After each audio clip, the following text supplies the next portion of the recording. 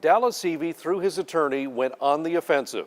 His lawyer says that a review by a toxicology expert shows that Dallas did not drug his dogs. When the word got out last October that Dallas Seavey's dog team tested positive for a banned substance, this has been crushing me for weeks. Seavey was emphatic that he did not dope his dogs. I would have to say that this is most likely to have been intentional. By whom, I have no idea. And now the musher's lawyer says there's proof to back that up. Dallas was made a scapegoat for a drug testing positive that they didn't investigate, and they didn't give him a chance to really have a full hearing. Clint Campion, the former Anchorage district attorney who's now in private practice, says a board-certified forensic toxicologist in Louisiana volunteered to review the Iditarod's info on the drug tests. Her preliminary conclusions?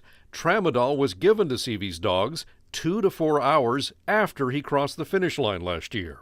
The amount of tramadol was potentially harmful to the dogs and would not have given Seavey a competitive advantage during the race.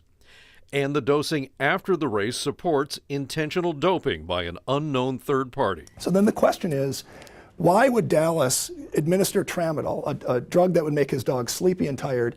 Why would he administer tramadol to his dogs after he finished the race and before he knew that his dogs were going to collect a urine sample? As Dallas has said, he's the least person that would be likely to administer tramadol under those circumstances. Iditarod officials have previously said that their test results showed that tramadol could have been given to Seavey's dogs up to 15 hours prior to when the urine samples were taken, which happened 6 hours after Seavey arrived in Nome.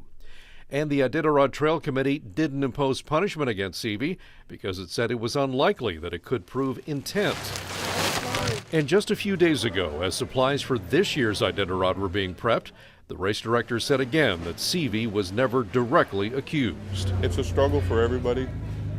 Dallas was never personally, from me or anybody, accused of drugging his dogs. We didn't know how it happened. This is the number one question that Dallas has had throughout this process, which is, why did the ITC reveal his name in October 2017 without his consent? That's a question that we can't answer today. That's the question that has bothered Dallas the most. And it's bothered the four-time champ enough to skip this year's Iditarod. He'll be mushing in Norway instead.